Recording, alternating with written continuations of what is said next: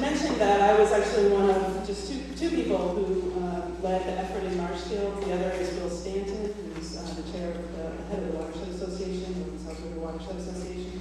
He is not able to be here today because he's helping Norwell with their vote. So I was elected to do the presentation today. I no longer live in Marshfield. I moved last fall, and so I am not able to speak to implementation, but I can talk a little bit about our campaign.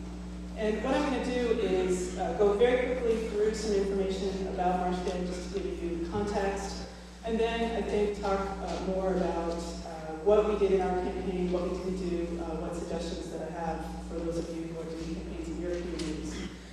As with just about any issue, it really is a campaign that has to be specifically tailored to your community. So we can talk about what we did in ours, but you really need to figure out what will work best for you in yours. In terms of where Marshfield is, South Shore community. Next slide, John. Much of the information that I'm going to present today is on your handouts, although not the specific Marshfield information. Just in terms of context, Marshfield is a suburban town, South Shore community of about 24,000. It is the most middle class of the 4 communities on the South Shore that considered the CPA last spring. We actually felt like we were in some pretty elite company with Duxbury and Cohasset also running campaigns in their communities. And I think it's fair to say that the financial pulse of the town was pretty positive last year. Some of the fiscal issues that are facing communities now, we didn't have to deal with that. The outlook was pretty rosy at that point. Next slide. The biggest issue that was really facing the town at the time we did this, and still is, was growth. And I think that there was the sense that even though there's a lot of land protected in town already, there was a very rapidly closing window of opportunity to make a difference in terms of conserving any of the remaining land in town. About 20% of the town left to build out. And I think it's also important that there was no specific project that was really the catalyst for our effort. No particular land conservation battle, no particular housing issue. There was just a sense that this was something that we needed to do, and we needed to do quickly if we were going to do it at all. And as probably not surprising from the comments that I just made, our campaign was really an open space campaign at its heart. It was run by a member of the planning board, myself, a member of the Conservation Commission. Both of us do conservation for our day jobs. And the sense of the community was really that was the big issue in town, and I'll come back to that next. The idea for the effort, as I mentioned, really just came from a Conservation Committee member, or a Commission member, or a Planning Board member. Next slide. We made the decision very early on that if we were going to do this, it needed to be a petition drive to put the issue on the ballot. That was in large part because of the timing of our town meeting relative to our town election. That if we had opted to go first to town meeting to get it on the ballot, we would have had to wage a town meeting campaign, and then much later on, a separate ballot campaign. And what we really wanted to try to do was to fold this all into one campaign. Next. We spent a lot of time with our treasurer collector and with our assessors running the numbers, trying to figure out what percent assessment we wanted to suggest and what exemptions we wanted to avail ourselves of.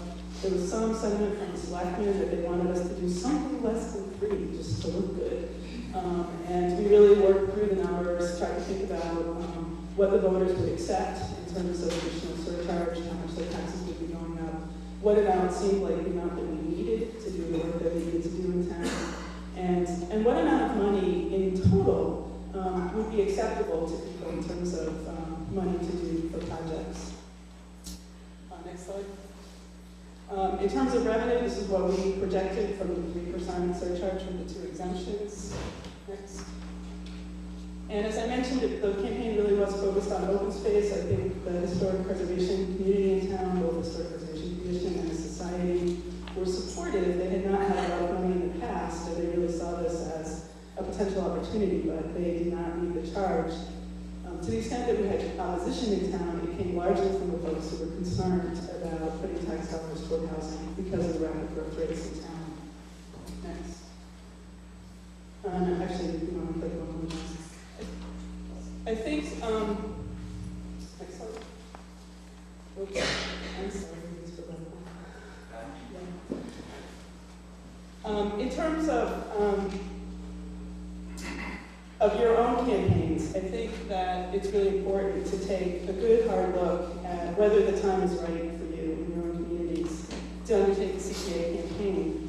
We spent a lot of time thinking about these issues, thinking about whether what the other competing issues were that were going to be on the ballot, whether other overrides being considered, whether or not we had the time and energy to run a campaign that would be successful. And also, I think importantly, what's the prognosis for second attempts if you fail? Not that any of us had that in mind visible, but in some communities, you always have to do things 2 or 3 times before they pass. In others, if you do it once and it fails and you try to bring it back, you get a beasting for that. Next slide.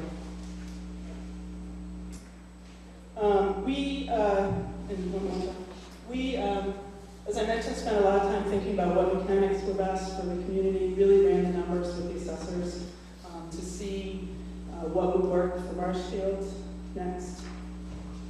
And also thought a little bit about who our opposition was likely to be. I think, Dory, you have said that in every town where there's been organized opposition, campaigns have failed. So we thought a lot about who our opponents were likely to be, how we either might get them on board or at least keep them from getting active.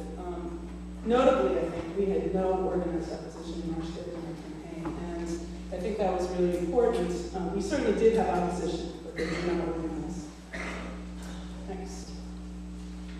I can't stress the importance enough of having a campaign theme, just a tagline that you use over and over and over again with the campaign. We used creatively preserve Marshfield. But some examples of some other campaign themes that have been used. Next. Similarly, I think that if you can have just a few soundbite messages in your campaign that you reiterate over and over again, it can be helpful. And those would be things that would emphasize the strong points of your campaign and also try to counter some of your opposition.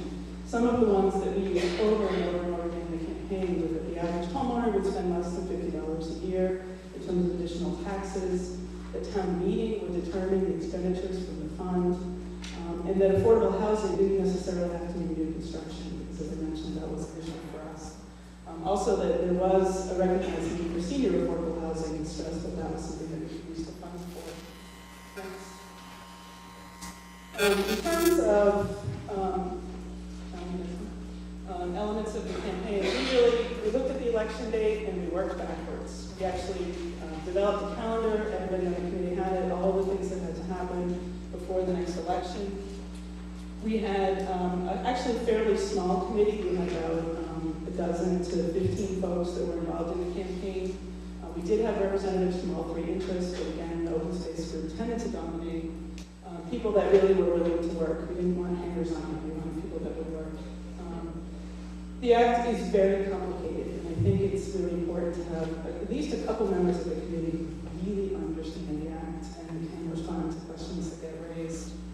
And can also do what they can to try to counter opposition and correct misinformation. We had a rumor starting town at one point that this was going to be 3% of the value of your home that would be added to the tax bills, and that has to do a little bit of work to counteract that. Next. Our campaign was not an organized town committee. It was a group, sort of an ad hoc group that came together around this. We essentially said to each of the committee members, this is the total amount of money we need for our campaign that we project, divided it among all of us, said either get it yourself or find somebody else to contribute. Just to stress that you do have to, for campaign committee, you have to register with the town and have a treasurer and keep track of the funds and all of that. Next. This is a slide that has really a lot of ways to get your message across in terms of your campaign. And what I did was to underline the things that were most important to us in our campaign. And a couple that I just want to stress. We have a copy of our informational flyer on the side table. It was a very simple flyer. We tried to hold a number of public forums. The attendance was abysmal. I can say that I think it was still really important that we didn't meet, but just to be able to say that we had the forums, we've given people an opportunity to learn about the act. I spent a tremendous amount of time putting together a slideshow and had 5 people show up. So in terms of strategy and how you spend your time, I think it's important to do them, but in our case, that energy was not worthwhile. We did a lot of letters to the editor in the local paper. We went out and got a number of folks from the community who were not otherwise connected with the campaign campaign, but well known to try to write letters to the editor, and actually wrote letters for them in some cases. We had campaign signs all around town. And importantly, there were no opposition signs, so the only message that voters got was they drove through town, so yes or no. We also, and I think this was really important, put signs, additional signs, and each of those campaign signs on election day that said vote today, because we knew that we had to have people know that we had a very low turnout in our town election, that it was election day, that this is the day that they needed to get out, vote yes. We did a lot of phone calls before the election, both to all of our petition signers. We actually went track down all the phone numbers, and also to a list that we had from one of the town committees, the town committee, of people who tend to vote in every election. We went out and called those folks and reminded them to go to the polls on election day. And we also had folks at the polls with informational flyers, passing them out to voters as they came in if they wanted them. We found an awful lot of people who showed up on election day still did not know what the Community Preservation Act was about and wanted to talk to somebody on their way into the polls about what does this mean and how should I vote. And so it was important that we had that opportunity to educate them. Next slide. And again, just to stress, you have to go to people. They're not going to come to you. People are busy, and the act is complicated, and you need to reach out to them to get them to understand what it's about. The bottom line is, this is a campaign, and you need to do some work to figure out how many yes votes you're going to need and how you're going to get them. Next slide. You need half the votes plus one. It's nice to have more than that. It's great if the whole town voted for it. We knew that wasn't going to happen. And so we sat down and said, we know this is going to be a low turnout election. There are not a lot of contested races on the ballot. What has the vote been in the past at such elections? How many people will come out? We knew that it would be around 2,500, okay? And then we needed 1,250 votes plus one. And sat down and thought, how are we going to find those people? How are we going to motivate them to get to the polls? How are they going to know that this is election day? Next. And this is the actual vote results for them. So we actually knew, the first time that I allowed myself to believe that this was going to pass was when we were standing outside the polls on election day, and the turnout was even lower than we had thought. And we said, you know what, the anti-tax people have not been motivated to come out and vote against this. We are going to win. And it was really exciting. Lastly, after the dust settles, celebrate, say thank you to everybody who helped, be gracious to your opponents. Remember that your campaign hasn't ended. Voters are going to be watching very carefully to see how